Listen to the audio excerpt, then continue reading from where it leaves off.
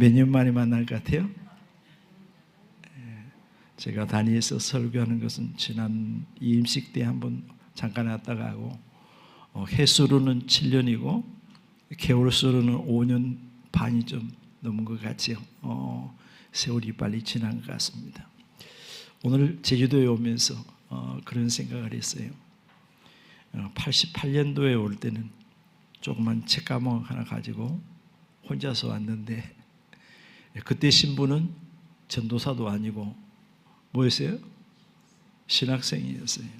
그런데 오늘 올 때는 큰 가방 하나 가지고 오고 또 매는 가방을 하나 가지고 오고 가방을 2개나 가지고 왔어요. 그때는 우리 박인자 권사님이나 하우실 권사님이 몇 대였다? 20대였다고요. 그런데 세월이 많이 흘러서 지금은 60대를 살아가고 있습니다. 눈 깜빡하면 10년이 지나가죠. 제주도에는 특별히 해녀분들이 계시지 않아요. 그분들을 생각할 때마다 저는 참 대단하다 그렇게 생각이 돼요. 깊은 물 속에서 사람이 잠깐도 숨을 참을 수 없는데 일을 한다고 하는 건 참 대단하지. 기도라고 하는 것은 영적인 호흡이다 그렇게 얘기해요. 기도하지 않고서는 신앙생활을 할 수가 없어요. 기도해야만이 신앙생활을 할 수가 있습니다. 하나님께서 우리 믿음의 사람들에게 주신 특권이 있어요. 요한복음 1장 12절 보면 영접하는 자, 그 아들을 믿는 자에게는 그 다음에 뭐죠? 하나님의 자녀가 되는 권세를 주셨다. 그 권세야말로 정말 대단한 권세예요. 그런데 그 권세를 활용하는 사람도 있고 믿음으로 그렇지 못하고 묻어버린 사람도 있습니다. 활용하면 어떤 역사가 일어나느냐. 마태복음 7장에 보면 어떤 내용이 나오죠? 기도에 대한 내용이 나와요. 구하라 주실 것이요 찾으면 찾을 것, 두드리면 열릴 것이다. 육신의 부모도 자녀에게 좋은 것을 줄 줄 알거든. 하물며 하나님께서 구하는 이들에게 좋은 것을 주시지 않겠느냐 약속하셨어요. 그렇다면 기도하고 여러분들은 응답 받으셨나요? 네. 저는 새벽에 오늘 강 집사님이 공연에 나오셔서 차로 오늘 수고하셨는데 고등학교 때부터 4시간 자는 습관이 몸에 배 있어요. 고등학교 때도 학교에서 공부하다가 교무실에 자고 또 내려와서 교회 가서 새벽 예배하고 집에 와서 또 밥 먹고 다시 학교 올라가고. 동문교에 있을 때에도 보통 한 12시 가까이 돼서 제가 자요. 하여튼 11시에는 그 잔 일이 별로 없고 12시 돼서 거기 자는데 언제 일어나요? 4시면 일어나거든. 지금도 그래서 습관이 돼가지고 좀 일찍 자면 4시가 어떤 때는 1시에도 일어나고 좀 2시에도 일어나고 보통 2시에 많이 일어나요. 그래서 2시에 일어나서 뭐 할까요? 동문교회 지금 새로 나오신 분들은 제가 모르니까 제가 있을 때 계셨던 분들은 다 기도해요. 어디서부터 기도한 줄 아세요? 저 표선에 누가 살죠? 저 뒤에 김준선 권사님 시어머니 송순자 성도님부터 시작해서 동광초등학교 지금은 살아계신지 돌아가신지 모르겠어. 강명희 성도, 김윤옥 할머니 다 기도하고 있습니다. 기도하고. 동문교회만 기도한 게 아니고 제가 또 나가는 교회도 다 기도하고. 예전에 또 동문교회를 섬기다가 육지에 나가신 성도들도 이어서 기도하다가 어떤 데 보면 지쳐버릴 때가 있어. 왜? 기도의 대상이 너무나 많기 때문에. 그리고 또 설교 준비를 해요. 제 아내가 설교 하도 안 할 건데 뭔 설교 준비를 하냐. 새벽에 항상 설교를 2편씩 막 가가지고는 그 습관이 돼가지고 밤에 2편씩 설교를 작성하거든요. 요즘에도 한 달에 한 번씩은 설교를 해요. 평균적으로, 고정적으로. 그리고 그 외에도 이제 기회가 나면 늘 이야기해도 교회 본교회 출석원이라고 자리 지키느라고 맨 뒤에 그냥 조용히 자리 지키느라고 다른 교회 안 가고 교회에 충실하면서 살아오고 있습니다. 저는 새벽 기도할 때마다 빼놓지 않고 드리는 기도가 있어요. 그 기도가 뭐냐? 하나님, 수만 가지 기도에 응답을 주심을 감사합니다. 그렇게 기도해요. 제가 신앙생활 하면서부터 지금까지 기도의 응답을 얼마나 많이 들어주신 헤아릴 수가 없기 때문에 수만 가지 기도의 응답 주심을 감사합니다. 그렇게 기도합니다. 교회 예배 유행 가운데는 특별히 그 예배의 강조점이지요. 주일 예전에는 밤 예배 드렸으면 요즘 오후 예배 드린다는 얘기를 들었습니다. 오후 예배는 무슨 예배? 찬양 예배이기 때문에 찬양이 중심이 되어 있고, 금요 기도회라든지 새벽 기도회라든지 무슨 기도의 중심이 되어 있잖아요. 그래서 오늘 말씀도 기도에 대해서 교훈을 얻고 함께 기도하는 시간을 갖고자 하는 것입니다. 사도행전에 보면 크게 5장, 12장, 오늘 본문 16장, 그리고 사도행전 맨 마지막 부분에 사도들과 바울이 복음을 전하다가 감옥에 갇혔어요. 세상 죄를 지어서 갇힌 게 아니고 복음을 전하다가 죄수 아닌 죄수의 몸으로 재판받기 위해서 바울은 로마에 가서 감옥은 아니지만 갇힌 중에 복음을 전하는 내용이 나옵니다. 마귀는 할 수만 있으면 믿음의 사람도 넘어뜨리려고 우는 사자와 같이 삼킬 자를 두루 찾는다. 성경에 그렇게 기록되고 있지 않아요? 예수님도 시험했다고요. 언제 시험했어요? 40일 금식한 다음에 시험했어요. 한 번만 시험한 게 아니에요. 3번이나 시험했던 것을 알 수가 있어요. 또 교회를 무너뜨리려고 하지만은 하나님께서는 교회를 보호하시고 어려움 속에서도 항상 전화위복이 되게 하시는 하나님이십니다. 오늘 우리가 기도해야 할 제목은 크게는 3가지. 내가 속한 공동체가 있어요. 공동체라고 하는 것은 함께 연결되어 있는 거예요. 몸에 지체가 연결되어 있듯이 따로따로가 아니잖아요. 다 지체들이 붙어 있어요. 손가락이 아프면 손가락만 아픈 게 아니고 온 몸이 다 아프고 고통스럽지 않아요? 곧 나라와 민족 연결되어 있기 때문에 설명하지 않더라도 우리는 나라와 민족이 지금 얼마나 어려워요. 모든 부분에서 어느 한 가지 쉬운 게 아니야. 다 언제 어떤 일이 벌어질지 몰라. 그래서 우리는 나라와 민족을 위해서 기도하지 않을 수 없어요. 국가가 어려우면 나 자신이 어려워지는 거예요. 내 가정이 어려워지는 거예요. 또 2번째 공동체가 어떤 공동체가 있어요? 교회라고 하는 공동체가 있습니다. 오늘 우리는 동문교회를 위해서 후임자 목사님들 위해서 기도해야 되겠지만 또 믿음의 성도들을 위해서 병약한 성도들을 위해서 기도해야 할 지체들이 많죠. 공동체를 위해서. 그 다음으로 또 공동체가 어떤 게 있을까요? 가정이라고 하는 공동체가 있잖아요. 여러분의 가정을 위해서 끊임없이 기도해야 됩니다. 내 개인적인 기도의 제목도 있고 많은 기도해야 할 제목들이 많습니다만은 오늘 말씀을 통해서 우리는 교훈을 얻고 기도하는 시간을 가져야 될 줄로 믿습니다. 먼저는 첫 번째 사건이 사도행전 5장에 보면 오순절에 사도행전 2장에 성령 충만받고 교회가 하루에도 몇 명씩 전도된 줄 아세요? 3,000명. 그 다음에는 5,000명. 그 다음에는 무리 그 다음에는 큰 물이라고 하는 것은 셀 수가 없기 때문에 물이라고 표현하는 거예요. 기하급수적으로 큰 붕이 돼서.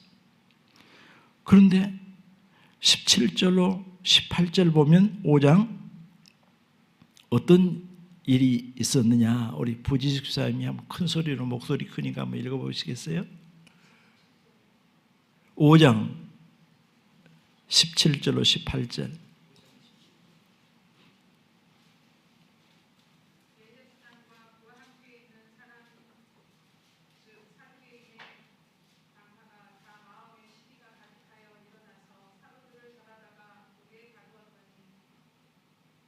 네. 그들의 마음속에 뭐가 가득하여? 시기가 막. 옛말에 사촌이 땅을 사면 축하해 준다? 배가 아프단 말이 있어. 제사장이 서기관인 사두개인이 누구요?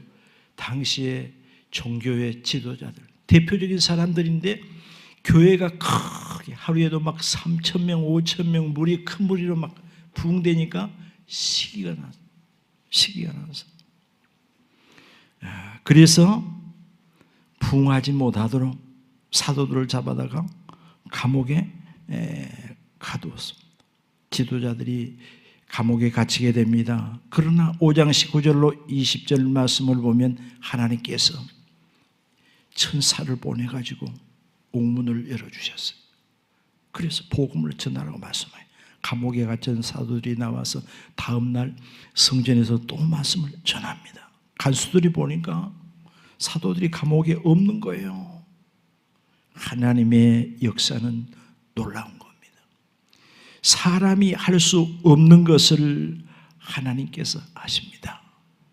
아멘이 없어요? 성도들이 얼마나, 예루살렘 교회의 성도들이 얼마나 감옥에 갇힌 사도들을 위해서 기도했겠어요. 하나님께서는 그 기도에 응답을 주시고 감옥에 놀라운 역사가 일어나는 것을 알 수가 있습니다.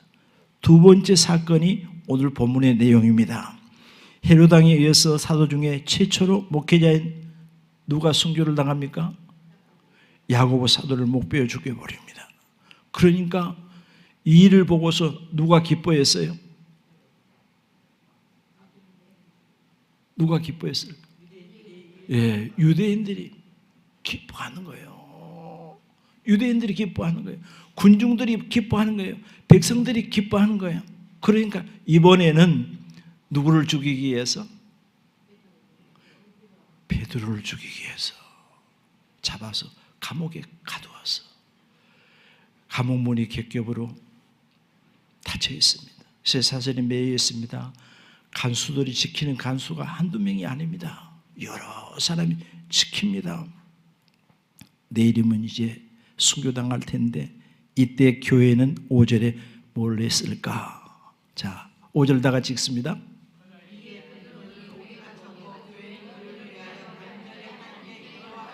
자, 교회는 그를 위하여 감옥에 갇힌 베드로를 위해서 어떻게 기도했다?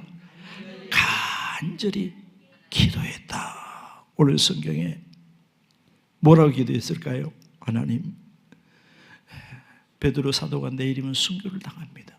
하나님, 감옥에서 그를 구출해 주십시오. 그렇게 간절히 기도해. 하나님께서는 개인적인 기도도 응답 주시지만은 교회 성도들의 간절한 기도를 들으시고 응답을 주십니다. 성도들의 간절한 기도를 들으시고 응답 주세요. 문제는 성도들이 밤새도록 철야하면서 기도하며 응답 주셨는데도 믿어요? 믿지 못해요?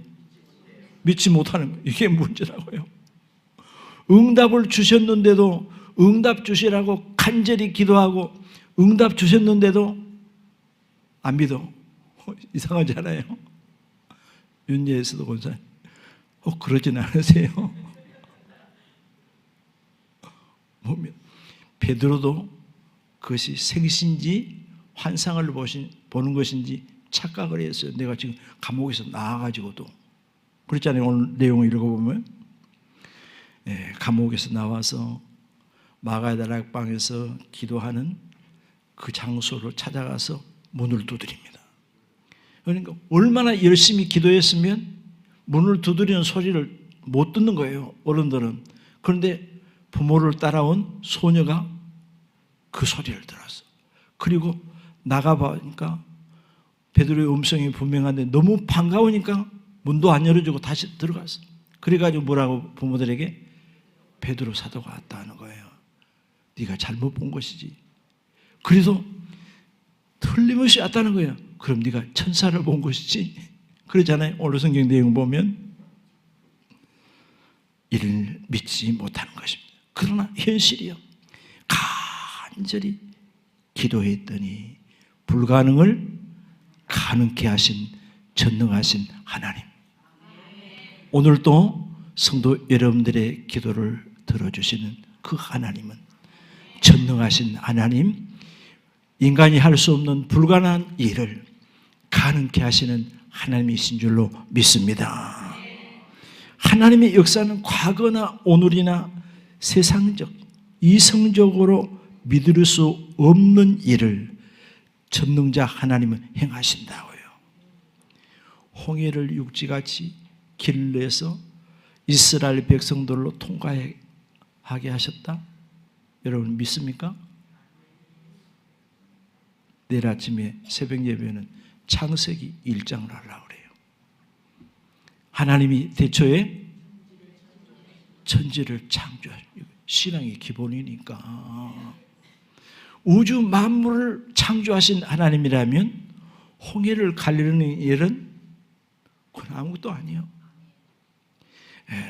하나님은 암병이나 감기나 차이가 있어요, 없어요? 없어요.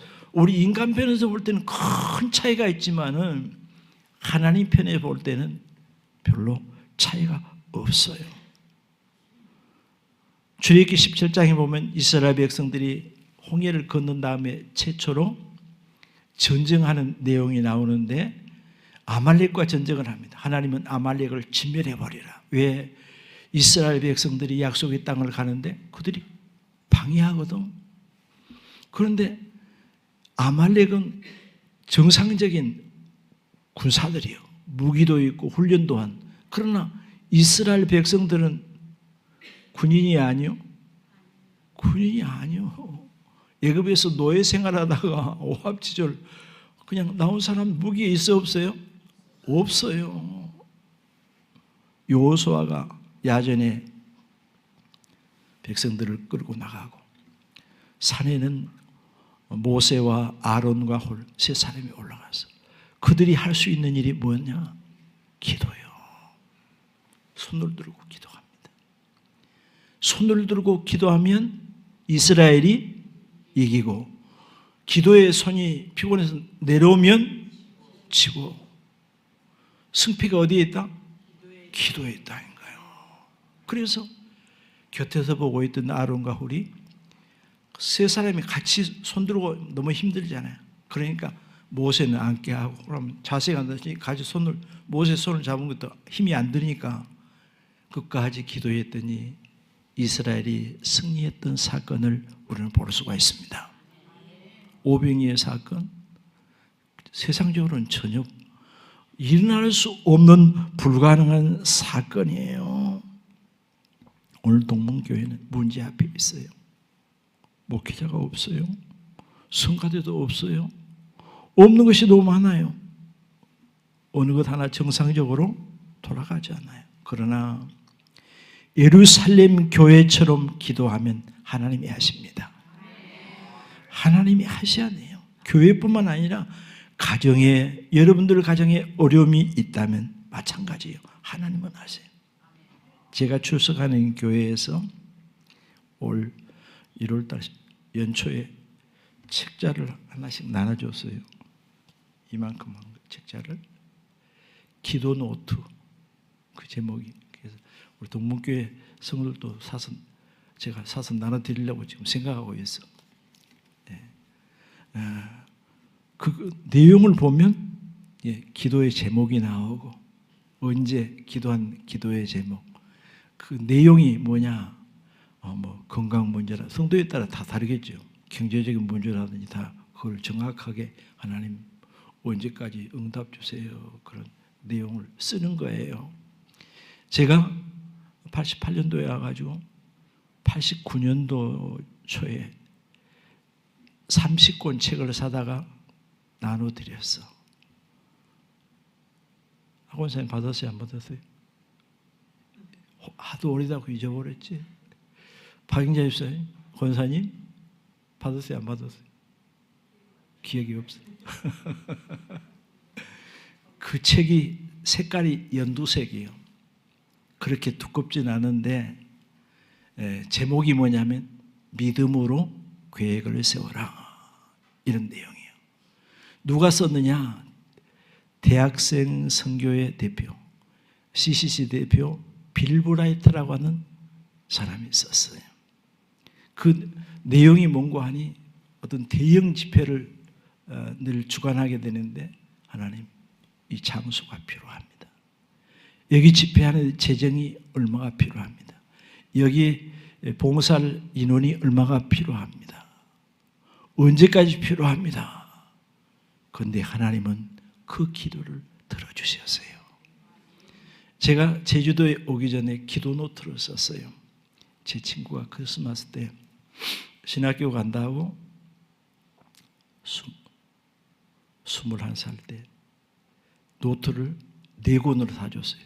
그때는 참 비싼 거예요. 그게 공무원 월급이 10,000원도 아닌데 그때 뭐 1,200원 주고 사줬으니까 비싼 걸 사줬는데, 신학교를 제가 30살 넘어가고 훨씬 넘어서 늦게 갔잖아요. 그러니까 그걸 보관해 놨다가 이걸 뭘 쓸까 하다가 기도 노트를 쓴 거예요. 하나님, 언제까지, 그러니까 구체적으로 얘기하면 신학교 다니면서 하나님, 이번 학기에 250만 원이 필요합니다. 언제까지 필요합니다. 제가 방학 끝나고 오면, 집에 오면 너무 할 일이 많아. 제가 학교로 가버렸으니까 우리 땅이 거기서 제일 많았어요. 그때 당시에. 그러니까 집에 가기 전에 한 100m 전방에서 위에 옷을 벗어요.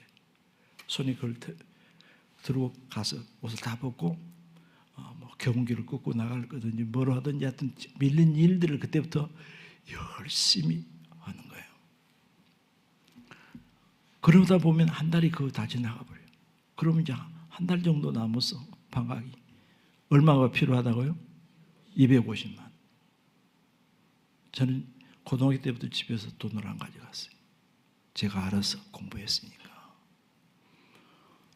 하나님은 250만 원 주셨을까 안 주셨을까? 더 줬을까요? 덜 줬을까요? 그러니까 내가 많이 울었다니까요. 진짜 많이 울었어요. 하나님은 참 놀라운 하나님. 그날이 다 다가와도 별로 안 찼어요. 근데 그날이 딱 되면 하나님은 딱 채워주셨어요. 내가 재정부 장님한테 물어봤어요. 장로님, 제가 11조 얼마 냈어요? 물어봤다고. 너무너무 정확한 거예요. 하나님은 놀라우신 하나님이십니다. 살아계신 하나님이십니다. 그래서 그 책이 꼭 제가 쓰는 기도노트하고 똑같아. 제가 은퇴하기 전에 몇 년 전에 그 책을 출판사 다 알아봤는데 절편되고 없어.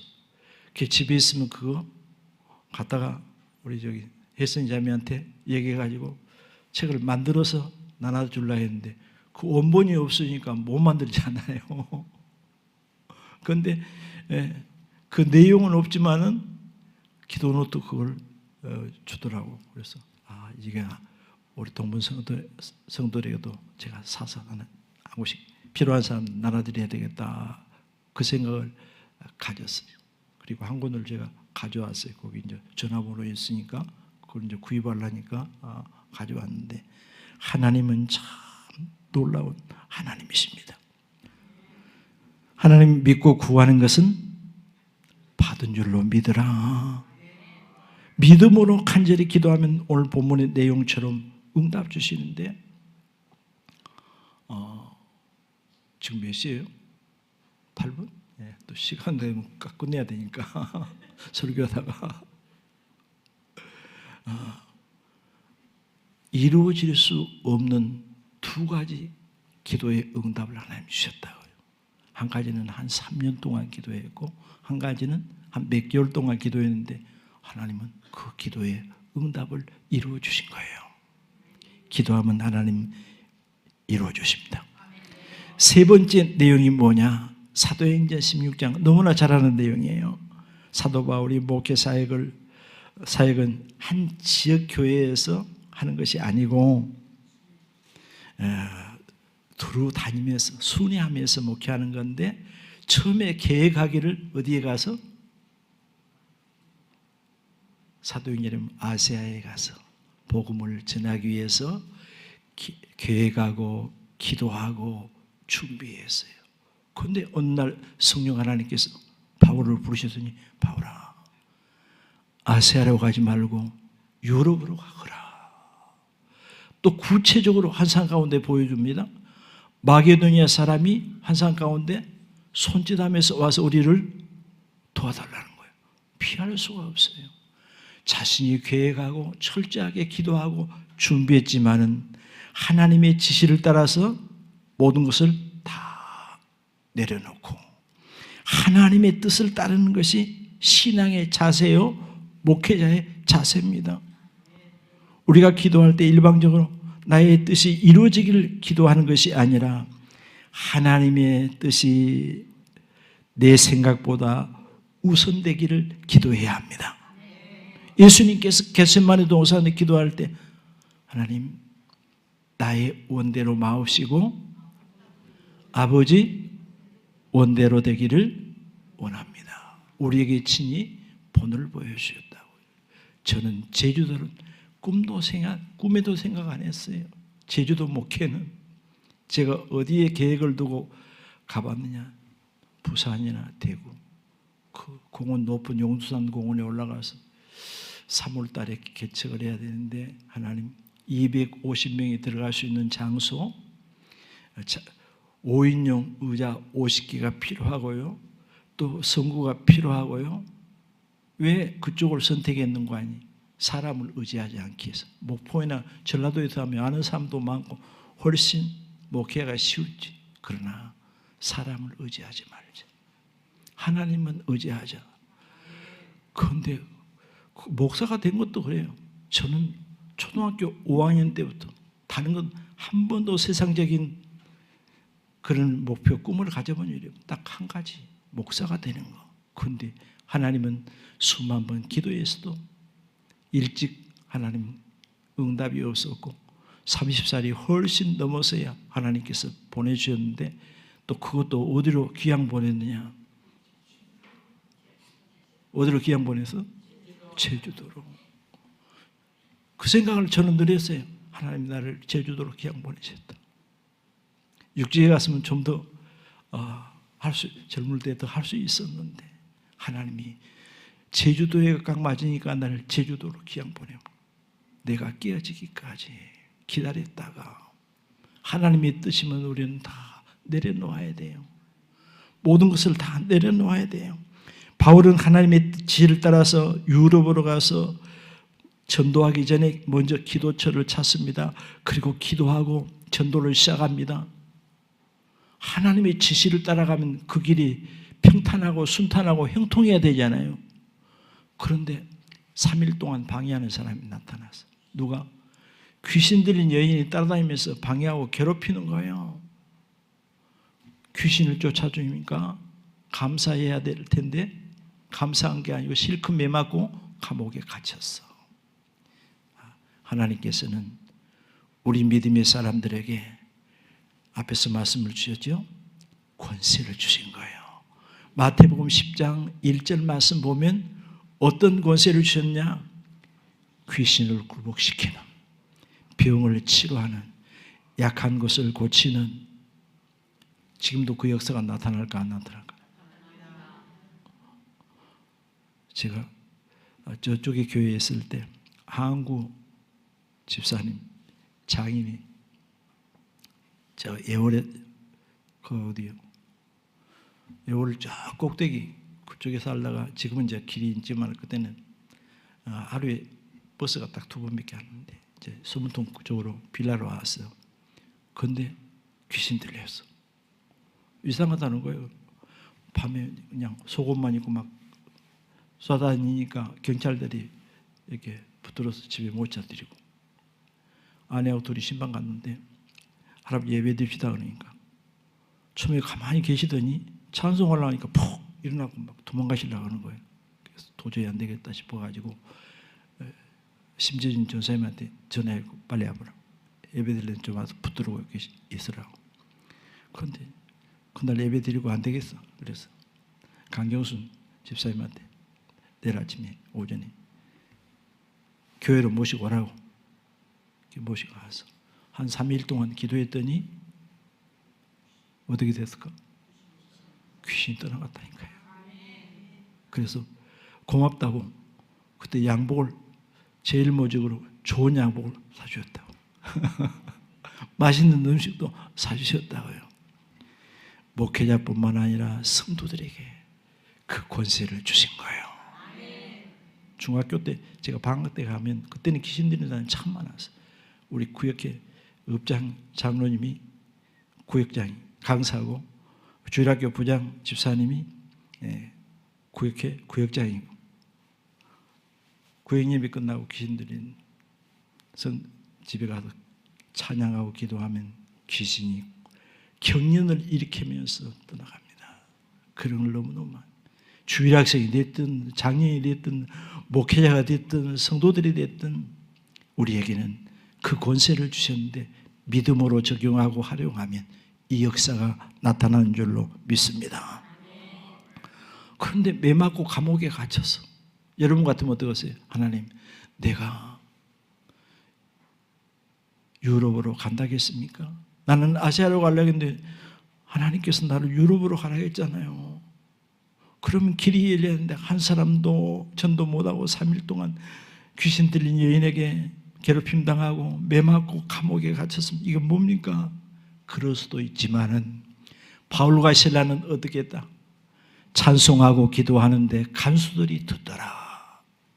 간수들이 듣더라. 하나님은 참 놀라운 하나님이요. 따라서 합시다. 하나님을 사랑하는 자, 그 뜻대로 부르심을 입은 자들에게는 모든 것이 합력하여 선을 이루느니라. 이전 성경 말고 그 앞에 구역 성경이 있어요. 그러니까 우리가 지금 쓰고 있는 이 성경 앞에, 그 앞에, 거기에는 뭐라고 번역되냐면 유익하게 되느니라. 모든 것이 합력하여 유익하게 되느니라. 고난이 유익이 돼. 성경에 그런 사건들이 너무너무 많아요. 이들은 낙심하지 아니하고 찬송하면서 바울과 실라가 기도합니다. 나라와 민족의 문제도, 교회의 문제도, 가정과 개인의 문제, 전도도 사람 방법으로 노력으로 되는 것이 아니에요. 하나님께서 함께 하시면 되는 겁니다. 전도도 교회 부흥도 하나님께서 함께 하셔야 되는 거예요. 쇠사슬에 매인바되고 감옥의 문들은 경고히 겹겹으로 닫혀 있었어요. 그런데 감옥에서 놀라운 역사가 일어났는데 갑자기 감옥에 뭐가 일어났을까? 큰 지진이 일어나는 거예요. 기도하면 하나님의 손길이 움직이고, 그 다음에 하나님의 손길이 움직이면 환경에도 사람의 마음에도 큰 지진이 일어납니다. 움직이기 시작하는 거예요. 교회도 성도들의 환경에도 큰 지진이 일어나야 될 줄로 믿습니다. 그래서 환경의 변화도 일어나고 굳게 닫혔던 믿지 않는 가족들의 마음도 움직여서 하나님 앞에 나와야 되겠죠. 옥토가 움직이고 닫혔던 문들이 다 기도하면 열리는 역사, 매였던 것이 풀리는 역사가 일어난다고 말이에요.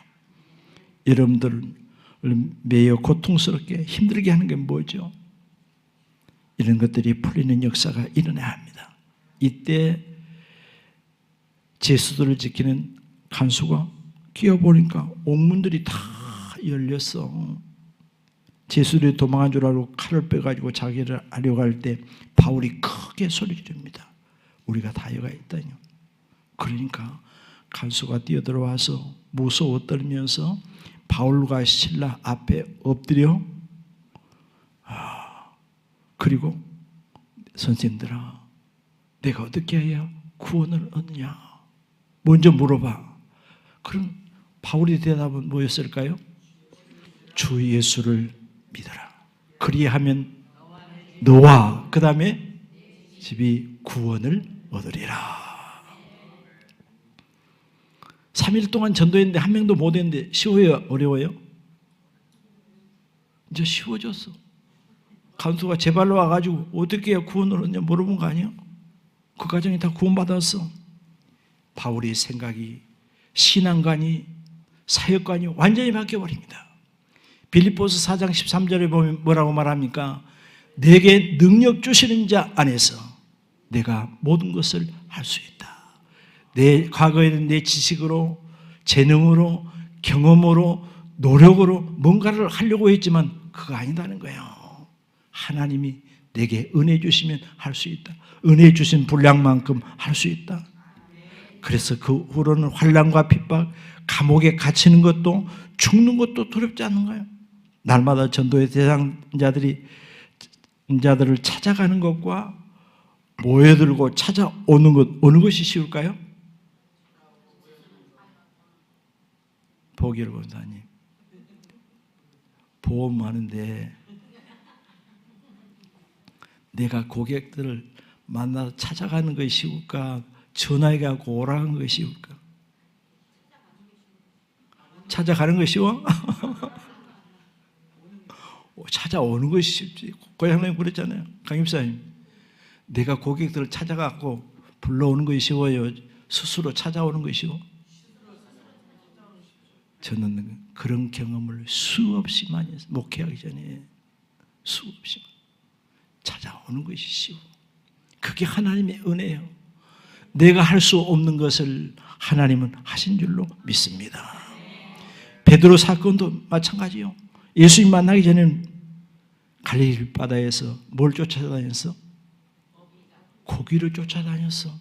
그런데 예수님 만난 이후에는 예수님께서 고기를 베드로의 그물에 몰아주셨어. 그래서 2배가 잠기는 정도로 기적의 역사가 일어났습니다. 이 역사를 왜 성경에 기록했어요? 그건 역사적인 사건이 아니고 오늘에도 우리 성도들의 삶의 현장에 얼마든지 일어날 수 있다고 하는 사실을 보여주신 줄로 믿습니다. 신앙은 바로 이거라고요. 그래 신바람 나야 되잖아. 재밌어야 되잖아요. 미래의 천국도 있어야지만은 현실적으로 오늘 삶의 현장에 마음속에 기쁨과 감격과 평안과 자유함이 있어야 되잖아요. 그 얼굴 보면 너는 뭐가 그렇게 좋냐 물어봐야 그 사람도 예수 믿고 싶지. 근심 걱정 가득 차고 있으면 예수 믿으라고 해도 믿겠어요? 안 믿겠어요? 안 믿는다니까요. 안 믿어. 하나님이 기도하면 바울처럼 마음의 소원을 이루어 주시는데 가장 좋은 길, 가장 복된 길로 인도하십니다. 다음에 그 말씀은 제가 구체적으로 말씀을 전하려고 해요. 오늘 기도의 능력에 대한 교훈을 우리는 얻었습니다. 이 말씀은 나라와 민족을 위한 기도에도, 교회를 위한 기도에도, 여러분 성도들의 가정과 개인에 대한 기도에도 적용되는 말씀입니다. 기도를 통해서 이러한 은혜가 함께하기를 주의 이름으로 축원드립니다. 자, 이 시간 기도하는 시간 같습니다. 먼저는 뭘 위해서 기도하자? 나라와 민족을 위해서. 두 번째는 교회를 위해서. 세 번째는 여러분과 가정을 위해서 다 같이 통성으로 기도합니다. 다 같이 기도하겠습니다.